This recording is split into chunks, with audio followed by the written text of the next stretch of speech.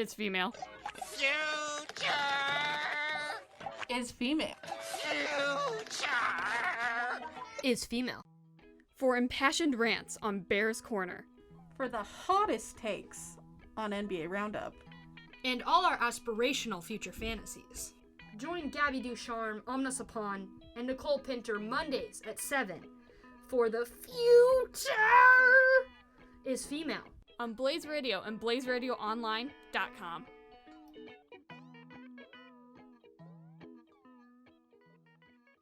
My fellow Americans, this is President Barack Obama, and you're listening to Traffic Jam on Blaze 1330 AM.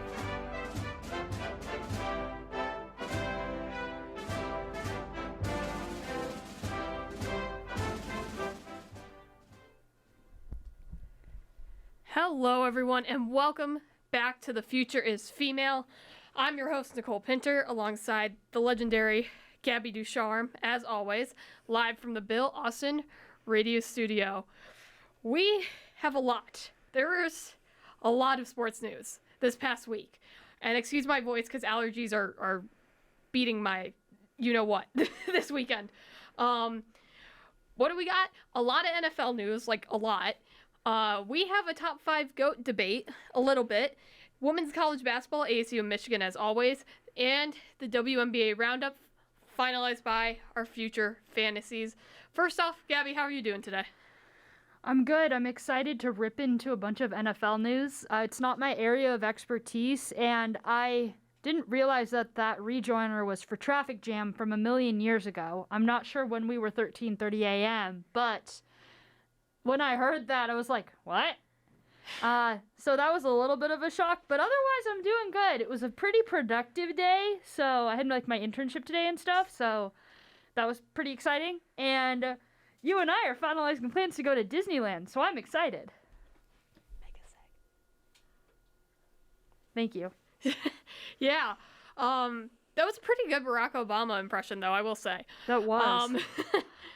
So we start off with the AFC Championship game, and boy, thank goodness we got a game, because at first it didn't really seem like it. The Bengals beat the Chiefs in overtime, 27-24.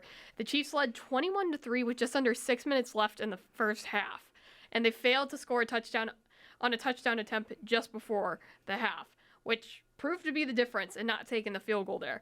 The Bengals defense adjusted, though, in the second half. They went from playing a 2 men in high coverage, which was proven to be the key to beating the Chiefs this season, to 1 man and live to tell the tale, and a 3-man rush. And they got to Mahomes. Mahomes looked rattled in the second half and into overtime, too. Even though the Chiefs won the coin toss in overtime, everyone thought, it's over. We get to complain about overtime rules again. Burrow didn't even get a chance. Bengals are like, nope, defense wins championships. They validated my beliefs. And Mahomes threw a pick, which was his second of the day in overtime, which proved to be the difference. Gabby, what were your thoughts on this game? Number 1, why did you have to try and score a touchdown right before halftime? Number 2, Pat Mahomes, you've got some work to do this offseason. Number 3, Joe Burrow, welcome to the Super Bowl, my friend. Second season, first quarterback, first player ever to possibly win the Heisman Trophy. What is it? It's Heisman Trophy, National Championship, and Super Bowl. And I think, well, no, he would be the first to do that, like, maybe within a certain amount of time. He's like going to make history if he accomplishes all 3. I couldn't have predicted the Bengals were going to be here in November. No way. No way could I have predicted that. That overtime had me... I didn't really care who won. I really didn't. I didn't really care who won. I kind of wanted to see the Bengals win, though, just because I wanted to see the upset. I could see what was happening, and I wanted to see the upset. Nicole, your thoughts? Yeah, and to your point on Burrow making history, he would be the first to do all 3. The 2 quarterbacks to win a national title and a Super Bowl were actually both Joes, Joe Namath and Joe Montana. So he'd join a illustrious group of Joes in some sense. The key to this is clearly being named Joe. which is kind of funny to see. But he would be the first to do all three. But yeah, this game was nuts. I mean, to see the Chiefs completely collapse like they did in the second half. I mean, and give credit to the Bengals defense, because while the Chiefs collapsed, the play calling on both sides was really bad. So giving credit, Bengals defense deserves most of the credit here, because that adjustment in the second half was huge. And it's adjustment we haven't really seen any defense against the Chiefs do all season. It was really impressive. And that DC might have earned himself possibly a head coaching interview after all this is said and done. But especially if they win. Yeah. If they pull it off. If they actually defeat the Rams when the Rams are playing in their home stadium, no less. Yeah. I mean, I know we all love Joe Burrow, and it was really impressive by Joe Burrow. But the Bengals defense won that game. They won the day. Burrow did his job, and he played great, don't get me wrong, but the Bengals defense won the day. But it was still quite a collapse from the Chiefs. I mean, Mahomes, I've never seen Mahomes look more rattled than he did in the second half. I mean, and they weren't even getting a crazy amount of pressure, but you could just see him second guessing himself and like overthinking things. Because even when they were before half in the red zone and had a chance to score, he had McCole Hardman not out in the flat, but he had him in not a post route. I forget what route it was, but he was in the end zone. He had him for like 2 seconds, which is a lot of time, more than you think when you're in the pocket. And he just decided to run around. Anytime he had receivers, Mahomes just decided to run around and tried to do the Russell Wilson thing. And it didn't work. It didn't work once for him. And I don't know what happened. And let me reiterate, the play calling was bad on both sides. The play calling was really bad. The meltdown by the Chiefs at halftime, right? The meltdown into the second half, that them losing this football game, it was reminiscent of the Falcons a few years ago in the Super Bowl. That's what it was reminiscent of. It was reminiscent of the juggernaut team, right? I think Matt Ryan that season won NFL MVP. Yeah. The Falcons were expected to win. Even though it was Tom Brady, who's the Patriots. The Falcons, I feel like, were expected to win that game. Same thing here. Especially here. The Patrick Mahomes should have been going to the Super Bowl. That's a disappointment. You're Patrick Mahomes. You've won MVP. You won a Super Bowl. It's your 4th straight time playing in this football game. You had home field advantage. You should not have squandered that lead, and you did. That's what it reminded me of. I'm going to say 2 things to that. And we're going to move on to the NFC Championship game. One is comparing the Chiefs and the Falcons as juggernauts is kind of hilarious. I'm sorry. But that's just... Wow. I give you credit for that one. I don't know about that one, Chief. But 2, imagine, and I'm going to end on this. Imagine how different the narrative is. And I know it's whatever, sports reporters thing, whatever. But imagine the narrative if the Chiefs did not come back to beat the Niners in the Super Bowl 2 years ago. And you have Mahomes lost an AFC Championship game, lost a Super Bowl, and then lost another Super Bowl, and then lost an AFC Championship game. That's really interesting to think about, because they were pretty close to doing that. And I'm not trying to come out here and set any agenda about Mahomes and Andy Reid and like they're not as good as we think they are. But it is interesting to think about. Is how different do we talk about Mahomes? Because everyone wants to set him as a Hall of Famer, right? Right. And I agree. He's one of the best we've seen. But it is interesting to think about. Despite some heroics, we're like a quarter away from Mahomes having lost. Again, great accomplishment in 4 straight AFC Championship game, Super Bowl, Super Bowl, AFC Championship game. That's nothing to sneeze at. But all I'm saying is it's interesting to think about. Pondering that yourself. ESPN will probably do it for you at some point too. But the NFC Championship... ESPN has a long time until that next football game after the Super Bowl, so yes, they will do it. Yeah. I will admit it is kind of interesting to think about. NFC Championship game, the Rams came back to beat the 49ers 20-17. Sean McVay ends a 6-game losing streak to Kyle Shanahan and the 49ers. He was 0-6 previously. Matt Stafford, who was traded from the Detroit Lions last year, like around this time, is going to his first Super Bowl after winning his first 3 playoff games now. And this is the second straight team to be in the Super Bowl in their own stadium, which is kind of crazy to think about how it just didn't happen before, and now it's happened 2 straight years. They will be the away team, though. And like I said in Hypothetically Speaking earlier, if they wear those bone jerseys, I swear on my life I'm driving to LA to talk to Sean McVay personally. You either wear the white, or Cincinnati's wearing the white, and you're wearing those gorgeous blue and gold or whatever shade of yellow it is. Those are your only options, LA. Don't mess it up. Gabby, what did you think of this game? Oh my gosh. Excitement. Exciting. I'm from Southern California. How fun is it that the LA team hosts the Super Bowl and they're playing in the Super Bowl? It's so exciting.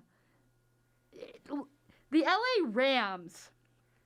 I heard this on the radio this morning when I was listening to Colin Cowherd.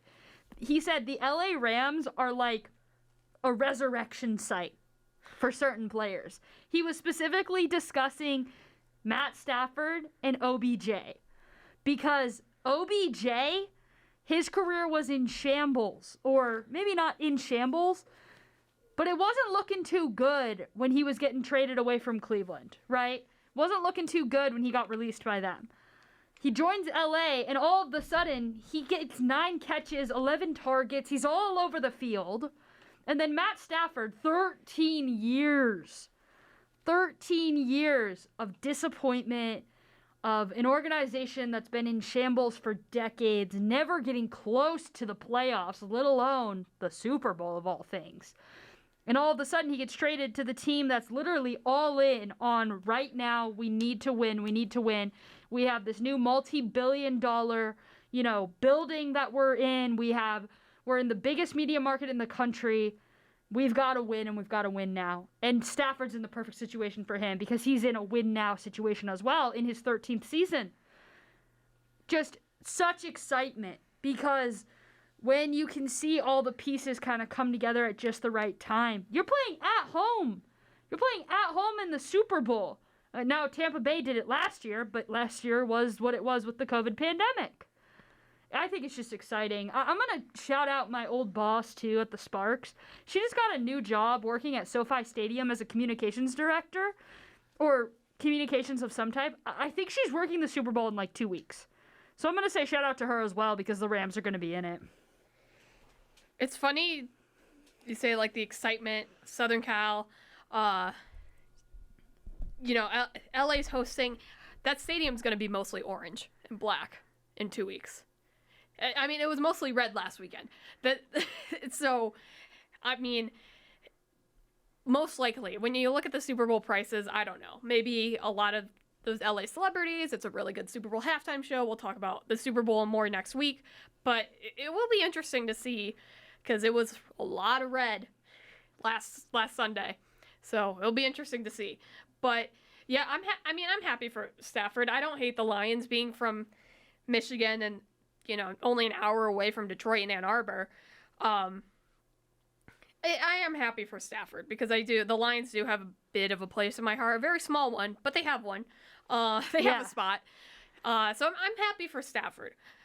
However, I'm still cheering for the Bengals come 2 weeks. But yeah, you're right. This was a team in a win now situation. Yeah. And by their own design, right? So see if they can get it done. I felt kind of bad for Jimmy Garoppolo because you read the articles about him. He knows he's getting traded. He's known since last April when his team drafted Trey Lance, gave up all those picks for this one particular QB who's now been waiting in the wings for a year. Of course, I kind of feel bad for him because he has to get traded. He knows it's coming. Playing under that kind of pressure could not have been easy at all over the last calendar year, and he handled it with absolute class. So I'm going to give him every ounce of credit there is that he played football and he just did it the right way. He kept his head down. He didn't complain. Because he could have easily walked away and said, I'm not coming back until y'all trade me. Like, I'm done. I can see where this is going and I don't want to deal with it. He didn't do that. And even in the face of losing in the championship game, he still didn't do that. So I'm going to give him credit as well. Yeah, deservedly so. And we'll actually talk about Jimmy G in a little bit. The big story of today, however, and this is one that's not going to go away for a long time, but it's always been there. Brian Flores suing the NFL, New York Giants, Denver Broncos, and Miami Dolphins, alleging racism and hiring practices. This includes private texts from Bill Belichick, who either thought he was texting Brian DeBull or thought that Brian Flores got the job. It's one of those two. The lawsuit was filed in Manhattan federal court, alleges racist hiring practices by the league, seeking unspecified damages from the NFL. Oh, I have this twice for some reason. The lawsuit says that Stephen Ross, Dolphins owner, said he'd pay Flores $100K for every Dolphins loss in the 2019 season to tank for the number 1 draft pick, or just a better draft pick.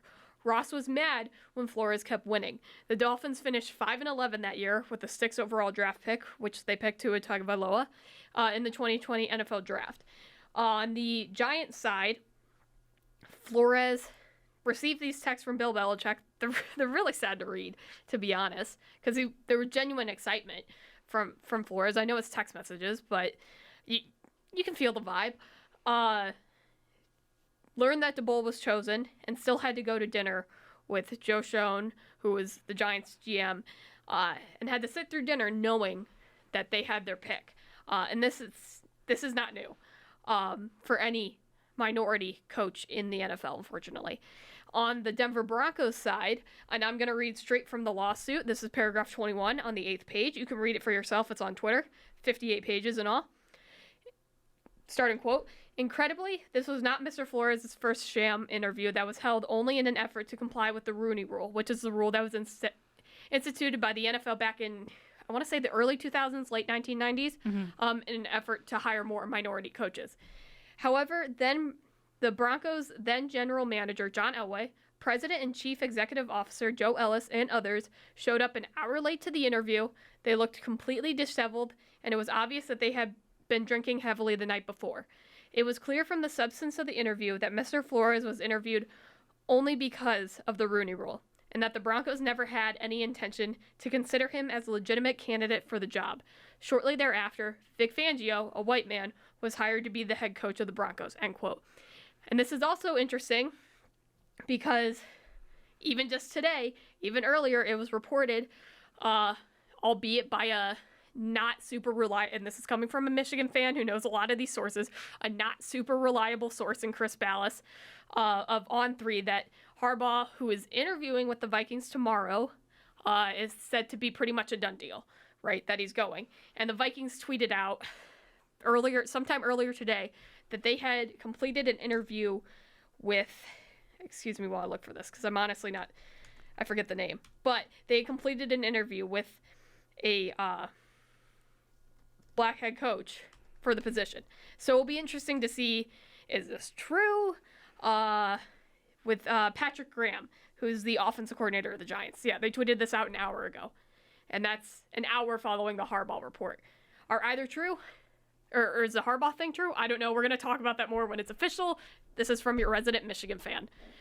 I'll believe it when I see it. You can't see her right now, but she's wearing like a little Michigan sweater. It's really cute and it's very soft, but she's literally wearing Michigan gear right now as we sit. This is for the women's team. We're going to talk about them later. Yeah, but yeah. This is for the women's basketball team. We'll discuss them after our break. Yeah, but so all that being said, time and time again, this continues to happen as my computer has trouble with the AC Wi-Fi. Love that. This statement came from Brian Flores earlier today. Quote, "God has gifted me with a special talent to coach the game of football, but the need for change is bigger than my personal goals. In making the decision to file the class action complaint, I understand that I may be risking coaching the game I love," end quote. The NFL released a statement that I should have been better about having up instead of trying to pull it up right now, but oh my God, there's so much Tom Brady stuff. Stop it. But But regardless, the NFL released a statement. While I pull it up, Gabby, what are your thoughts on this? The lawsuit,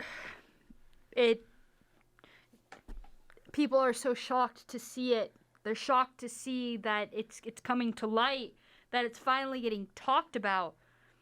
But it's probably a lawsuit that should have happened 2 decades ago. Probably more than that, 3-4 decades ago. This league, the NFL, as exciting as it is, as excited as we were over the weekend about, these historic matchups, the juggernaut quarterbacks, the wide receivers coming back into the fold, the young upstart team making it to the Super Bowl, as excited as we were about those storylines, what's embedded in this league's history is bigger storylines like this one, which involves racism, it involves bigotry, it involves being completely behind the times, it involves being generations behind where they should be right now. The Rooney Rule shouldn't exist.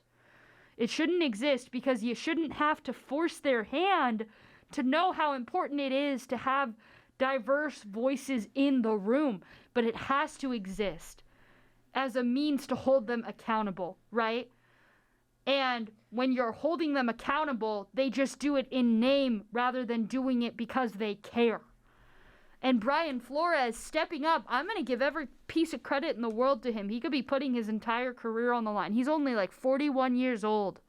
He could have a long career of coaching ahead of him, but he's putting it all on the line right now because he's trying to fight for something bigger. And I give him every ounce of credit in the world because I wonder how many other coaches in this league that are considered a diverse voice or a minority voice, I should say, under, that Rooney Rule.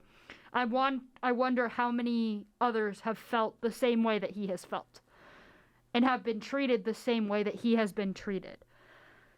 So I'm going to give him credit where credit is due because unfortunately this league has a very long way to go in keeping up with how to handle social injustice in this country, understanding how important it is to have diverse voices in the room.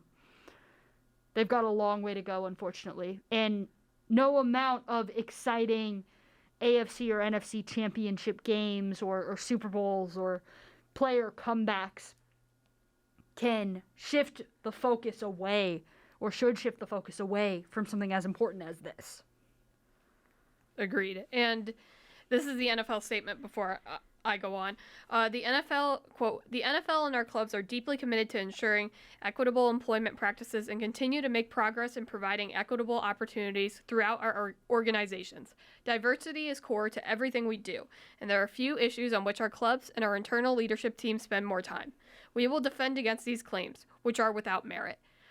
Which, to say diversity is core, when it is just so obviously not true, is just, it's abhorrent. Ugh. I mean, this issue isn't new. Like, this issue isn't just Brian Flores. It's so many more. And I just want to read Mina Kimes. She had 2 quotes, and we're going to talk about her in a minute too, because she took the words right out of my mouth, to be honest. "Hire the best man for the job. If that was actually happening, there'd be more than one black head coach in the NFL right now. It's as simple as that." And she's right. Joe Judge wouldn't have been hired. Maybe Fangio would have, but Judge wouldn't have been hired. I mean, the only assumption with Brian Leftwich is that he is waiting in the wings to take over for Bruce Arians with Tampa. We still don't know about Eric Bieniemy, but she's right. Everyone's like, well, why don't you just hire the best man for the job? Well, they're clearly not. And clearly when it comes to the Rooney Rule, it starts at the top. It starts with ownerships. And a lot of these owners are really old.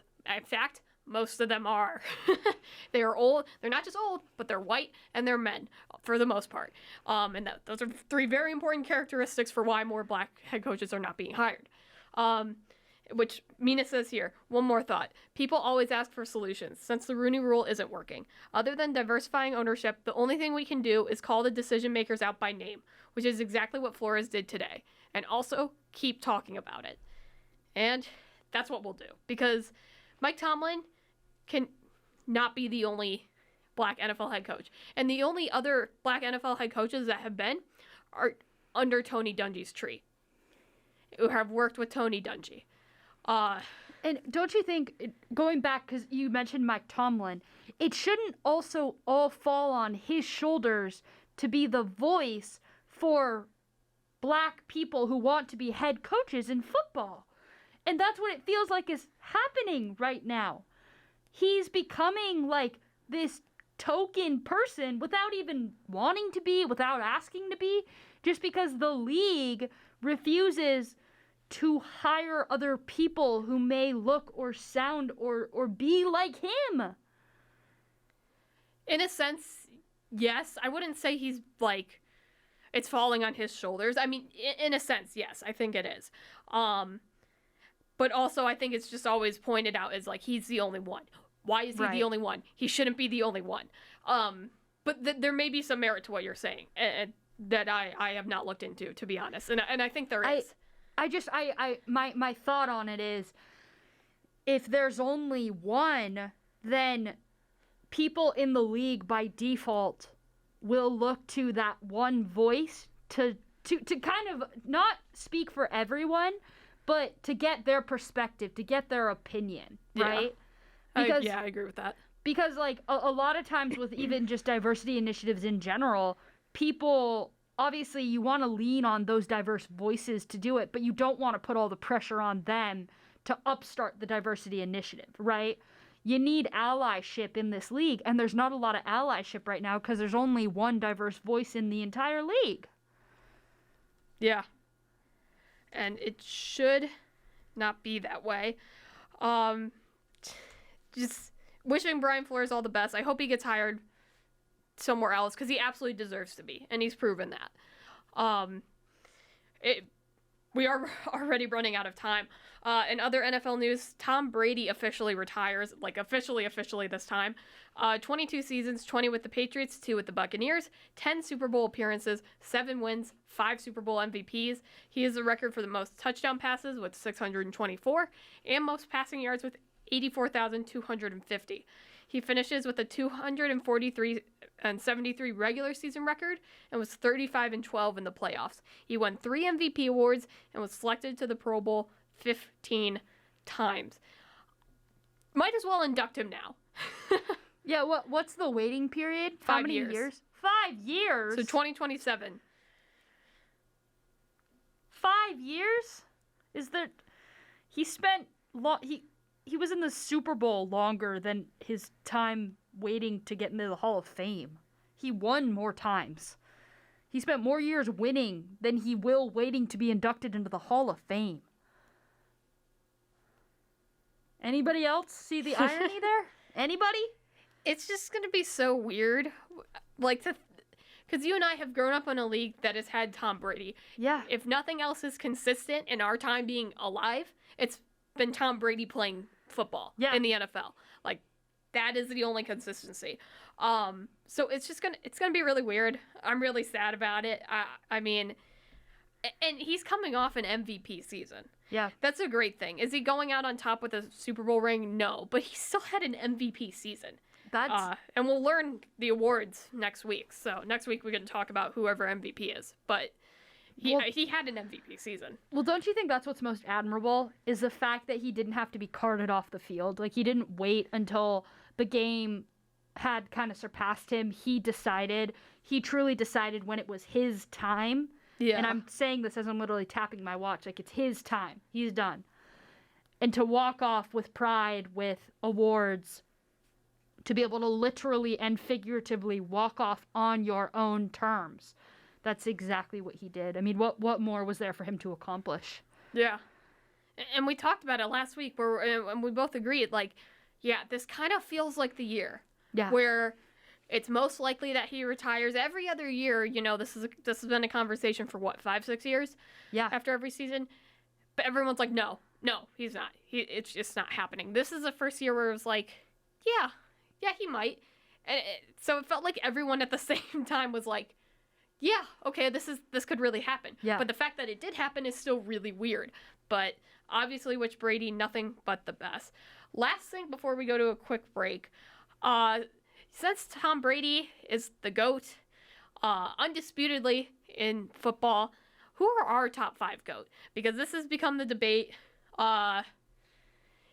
somewhat in a somewhat odd fashion with, is Babe Ruth worthy of being in this debate? What about Wayne Gretzky? What about Michael Phelps?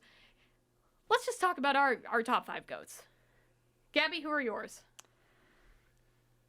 You mentioned one name, and I'm gonna adjust mine because of that. My GOATs right now are Brady, LeBron, MJ, and Myers-Drysdale. And then my one adjustment, I had Diana Taurasi, but I'm gonna adjust it to Michael Phelps. Okay. Those are my top 5. I'm going with Ann Myers-Drysdale because I think she was victim of her time. There was no social media in her time, and I don't think people realize how dominant she was on the basketball court because she was just as good, if not better, than Diana Taurasi. But she's not talked about as much in history. But to me personally, if we're talking about the GOATs, we're not just talking about social media clout or how much coverage they got, but we're talking about literally what they were able to do on their particular field of play.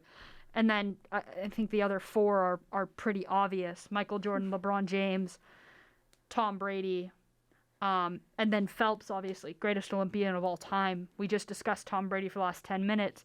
MJ and LeBron, the 2 greatest human beings to ever be on a basketball court, at least on the male side. So those are my top 5. Nicole, what are yours? Well, we agree on Michael Jordan and Phelps, obviously. But Michael Jordan, because Serena Williams is the greatest tennis player we've ever seen. I really wish she could come back and win one more Grand Slam title, but her daughter is adorable, and she deserves to spend time with her. Olympia! But, Serena is just beast. She's amazing. Michael Phelps, greatest Olympian ever, greatest of all time, also a beast in his own right. Just swimmers never get enough credit when it comes to anything. You can't have a GOAT debate or talk without Michael Phelps or Serena Williams, might I add.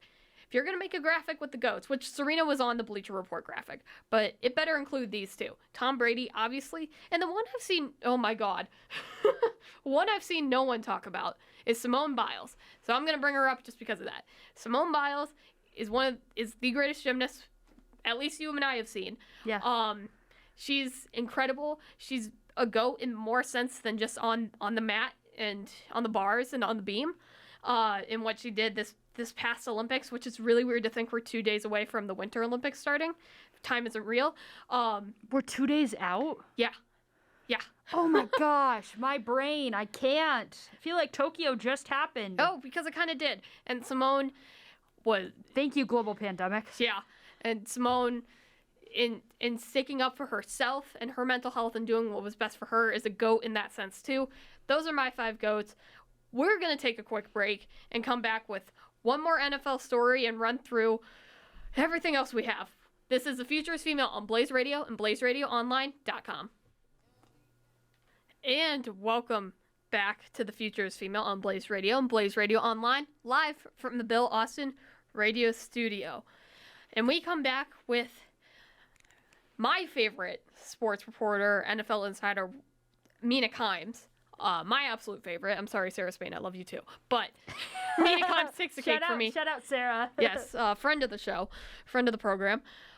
Versus Jeff Garcia, who was a 49ers quarterback way back when. If you don't know him, that's okay. Because most people probably didn't before this week. So if you don't know what happened, Jeff Garcia, well, start from the beginning. Mina Kimes was on First Take, and they were talking about the 49ers win over the Packers ahead of the 49ers NFC Championship matchup with the Rams. And to paraphrase, she basically said the 49ers won with Jimmy Garoppolo, but not because of him. That he's, can't rely on him. You can't, I'm mincing words. This isn't exactly what she said. But, yeah, criticizing, and rightfully so, criticizing Jimmy Garoppolo. Jeff Garcia had some issue with this. he was on Instagram, I believe, or Twitter. I don't have the comment up, but basically saying, who is Mina Kimes? She's never thrown a football. Why are we having people who have never thrown a football talk about professionals doing it? And the internet very abruptly rushed to Mina's defense. And then, Jeff Garcia went on anywhere he could be heard or listened to continue to demean Mina and anyone else who was criticizing him for said criticism, but it wasn't criticism. It was misogyny. It was just outright misogyny by Garcia. And then following the 49ers loss and Jimmy G's not so great interception against the Rams that sealed the deal, Garcia went private on Instagram and deleted his Twitter account. And he is running, and there's a great Yahoo Sports article on this that I highly recommend you read by Shalise Manza-Young, talking about how, he can just run from this and never see it, but women in sports deal with this all the time. Yep. And it is so gratifying to just see him run and be a coward at the same time. As this Yahoo Sports article says, it is a weak and childish reaction from someone who made weak, childish arguments. Gabby, what were your thoughts on this? Can you read that quote back one more time from the Yahoo Sports article? Because those are my thoughts right there, my dear. It is a weak, childish reaction from someone who made weak, childish arguments. Bingo. Yeah, just what were you thinking? You're really going to challenge ESPN's essentially top NFL analyst / reporter who's never once missed a beat, never once had a source wrong. Maybe she's had an opinion or a prediction that was wrong, but who in the human race hasn't been wrong about a prediction? She made a prediction, my dear, and she was right about it. And rather than coming out, apologizing, and owning up to your bigoted cowardice out of cultural dynamic, not 2022 ways, you decided to run. And it was kind of funny. You ran, and Mina Kimes treated it like a professional, the same way she always does. I met her several months ago at a basketball game, and she was nothing but welcoming. When you chat with her, she doesn't treat you like you're below her, even though she has reached the magnitude of stardom that she has.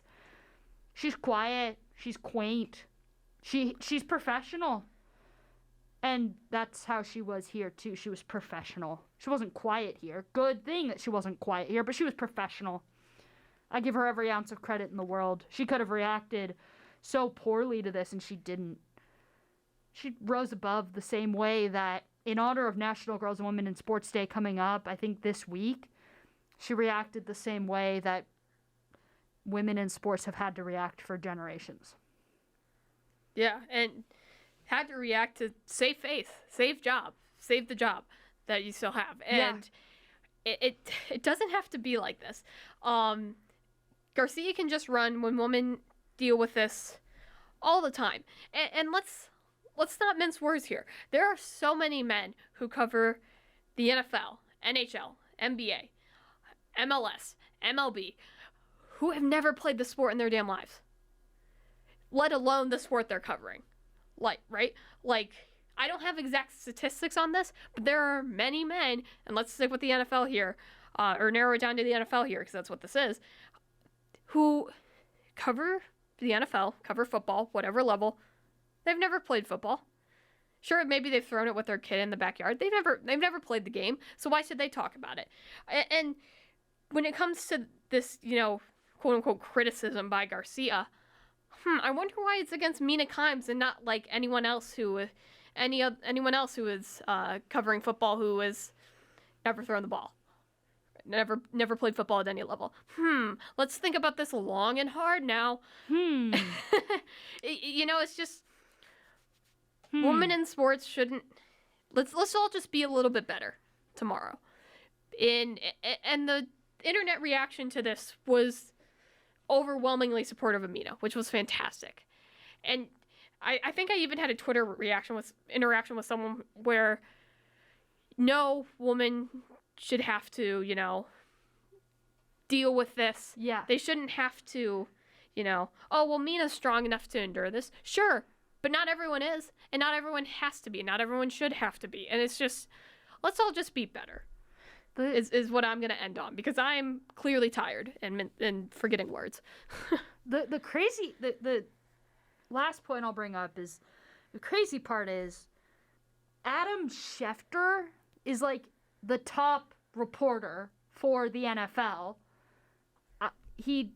As far as I understand, he didn't play in the NFL. He didn't play college football.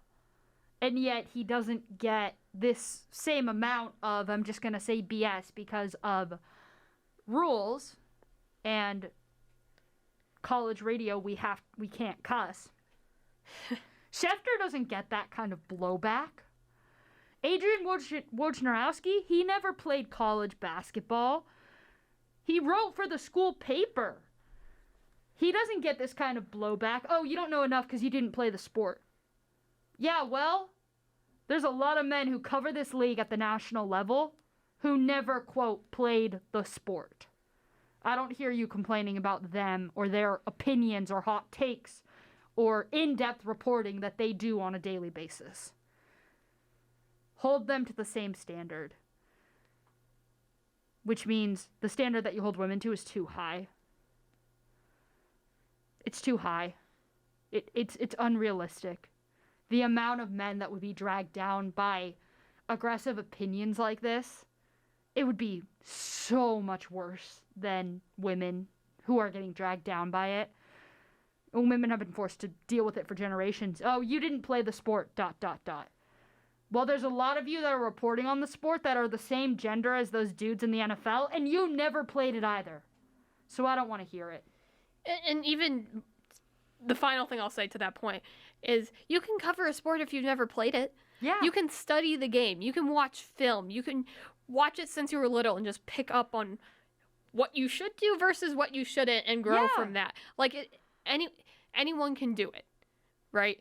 So, yeah, it's just cowardly by Jeff Garcia. And you know what? You were a terrible 49ers quarterback, buddy. So you being a coward, it's just gratifying. Mina Kimes reigns supreme, as always. Moving on, though, women's college basketball. The Sun Devils had a bit of a tough one today. Gabby, can you walk us through that?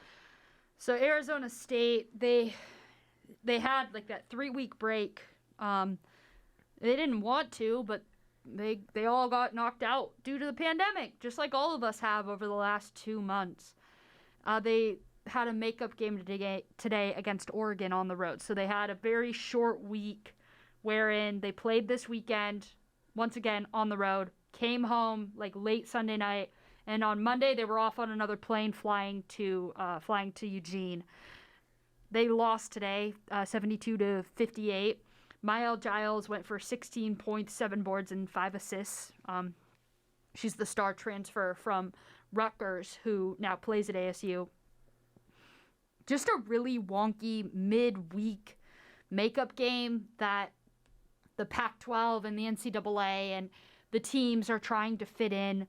This weekend, there's no room for breathing. Arizona State will go up against Oregon and Oregon State again this weekend. Oregon is the number 15 team in the country. They are coming in with Niara Sabally. Yes, Sabally, Satu Sabali's little sister Niara, and USC transfer who went to Oregon for her junior season, Endia Rogers.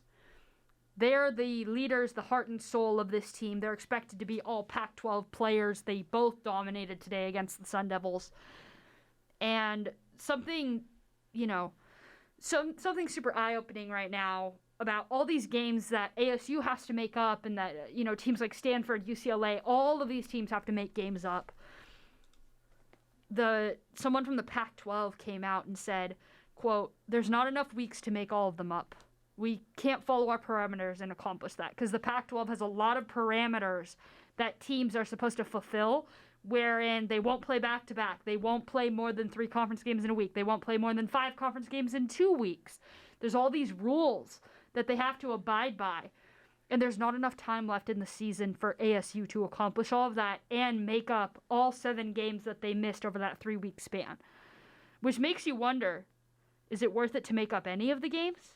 If you're going to be forced to travel to 3 and 4 different locations in 1 week, have a short week, possibly play injured, put yourself at risk of more injury, is it worth it?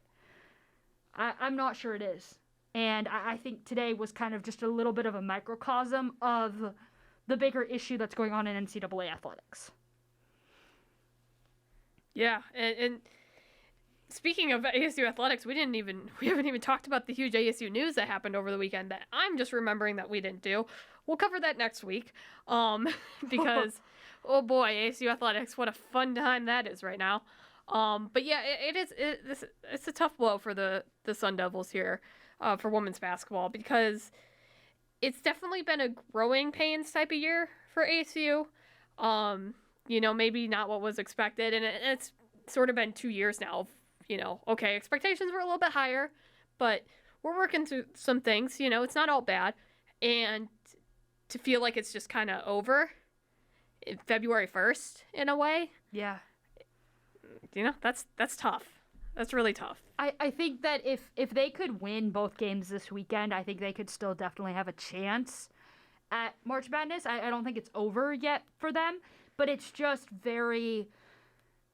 it's so telling of how much COVID is still affecting all of us, because they missed like 7 games. They were all in conference play.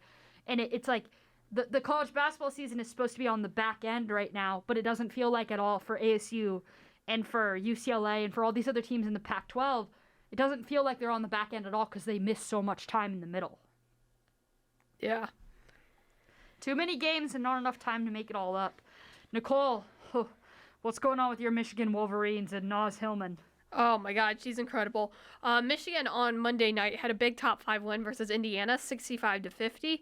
Naz Hillman led with 21 points, and Emily Kaiser led with 16 rebounds. This is their second top 5 win this season. They beat Baylor earlier this year, and the first one ever at home. It was the biggest home game in, at the very least, KBA's tenure and in Michigan women's basketball recent history, I'd say. Mays Rage, which is the student section, they showed up, they showed out. And KBA, the players obviously deserve this. KBA deserves this. She took over the program in, I want to say, 2012-2013 season. A team who had, not perennial losers, but they weren't big winners. They weren't what they have been the past 2 seasons. They'd only been to the tournament like twice, I think, and won 2 games. Not twice, but they'd only won 2 NCAA tournament games. And she's taken them nearly to the top, and it's just been incredible. I will say there were some issues last night. It was a 15-point win. They seemed to be in control of Indiana the entire time, but they turned the ball over 25 times. That can't happen. That's the only reason Indiana was still in this game, to be honest, is Michigan, they couldn't stop getting in their own way. And later, when it gets later in February, when it gets later in the season, that's going to matter a lot more. And I'm glad this happened now and they could still pull a win out of it, because that's something they got to work on. Yeah. We can't be turning the ball over 25 times and expect to win. It makes it really hard. And they went on like multiple 9-0 runs to get back up and to make up for that. And I'm not kidding, multiple 9-0 specifically runs. But yeah, that's not going to fly later in the season. So that's the biggest concern from last night. But still, incredible win, incredible atmosphere. Michigan will travel to Champaign, Illinois to face the Illini on Thursday. Let's keep it going. Go Blue. That's all I got. Exclamation point, go Blue. There is nothing else happening in Michigan sporting news. Nope, not a thing. It is just the Michigan women's, let me specify, because the men are playing right now and it's not looking great. It is just the women's team. In hockey. You know what? We'll get men's hockey too. It's just those two.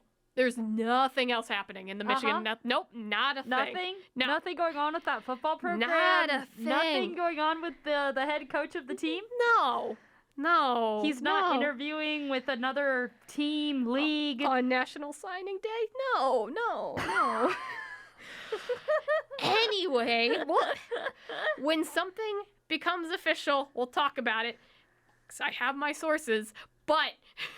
Is Michigan Twitter Michigan Twitter is giving you the an upheaval right now. Well, I have friends on the inside, but oh my God, Michigan Twitter, relax, guys. Oh my, geez, you're giving me a headache. And it's okay. The only thing I'll say on it is it's funny because people were like wanted Harbaugh's head last year, and now we are like in a whirlwind that he might go. It's just kind of funny how things change. That's what happens when you beat Ohio State and you make it to the national semifinals. Somehow in those 60 days when we beat Ohio State and won the Big Ten title, like, things have gotten worse. Like, is this... Like, I saw someone post a meme, like, did you beat Ohio State, from Infinity War? Yes. What did it cost? Everything. Again, we'll talk about it when it becomes official. But to finish up, WNBA free agency opened up today. Gabby, give us the WNBA Round Up to round us off. Free agency officially began in the sense that players can sign deals now. So Breanna Stewart and Jewel Lloyd are both expected to re-sign with Seattle. I believe Jewel Lloyd already has. Those are two very key pieces to their championship team from 2020 in the WNBA Wubble. Diamond DeShields is expected to possibly sign with the Phoenix Mercury. Diamond, no. Here's the thing, she's a restricted free agent, so Chicago can technically match the offer and bring her back. But then they're expected to possibly do a sign and trade to get her over to Phoenix. Phoenix is also chasing after Tina Charles. They don't have enough cap room for both of those star players, especially not Tina Charles. So there's going to have to be a lot of movement on that Mercury roster in the next few weeks. They may have to give up a couple players. They may have to cut some players. That team's got a lot of work to do in the front office. How will they make the cap room? That's a good question. Tune in next week and maybe we'll have some more information. Nia Coffey of my LA Sparks, she signed with the Atlanta Dream. I'm going to say good for her. She worked her tail off this season with the Sparks. So if she can go get a little bit more money and a bigger role in Atlanta, that's pretty cool. I'm going to miss her, though, on the Sparks. She was a great player. She's always really friendly. Stephanie Dolson, she's leaving Chicago to go to New York. She's going back home to play with the Liberty. And it's only day one. This is day number one, y'all. The next few days are going to be kind of chaotic around the league. ESPN finally did like a WNBA free agency show today, which was super cool. So yeah, that's the latest with WNBA Roundup, Nicole. Losing two players off a championship team would be hard, but like Dolson, I get. DeShields, please no. Please, I love you. Please don't. Also, and this is a bigger issue, the only jersey I could get if I wanted to get a WNBA jersey right now, can we please fix that? You know what? That's a great transition. That's going to be my future fantasy. Can we get some more WNBA jerseys up in here? It shouldn't be this hard to find Candace Parker's jersey. It shouldn't be this hard to find Diana Taurasi's jersey. Like, come on, people. Let's get this going. WNBA is growing. Better keep up with it. That's my future fantasy. Gabby, what's yours? In honor of wanting more access to attire, wanting more coverage of free agency, me wanting to work in the WNBA in just a few short months, how much enthusiasm there was around this city when the Mercury made it to the WNBA Finals. Tomorrow is National Girls and Women in Sports Day 2022. So let's celebrate it well. Let's put up our glasses and have a toast. Let's make sure we wear our sneakers rather than our high heels. No open-toed shoes. There's too much glass shattering around us right now. let's celebrate the victories. Let's celebrate. We're celebrating on our show right now. This show is a celebration of everything that National Girls and Women in Sports Day represents, because we prioritize it. And we ourselves are two women in sports. Production, media relations, radio, you name it, we touch every part on this show. So I'm going to raise a glass to this show tomorrow. The future is female is right next to National Girls and Women in Sports Day in the dictionary. Cheers to 2022 and the celebration being bigger and better every year after this one. That's my future fantasy for this week. Word to that.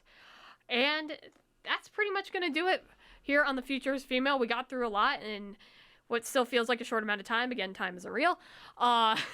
It's also a circle. I've been Nicole Pinter with Gabby Ducharme. The Future is Female on Blaze Radio, blazeradioonline.com. Thank you for joining us. Follow us on Twitter. The Future is FE13, where we post promos, and maybe I'll start posting memes again. I should get on that. Yeah. I should really get on that. I should get on clipping up stuff from our show, too, because we have good stuff. Look at us. Catch us next week, same time, same place. Thanks for joining us. We'll see you all next week.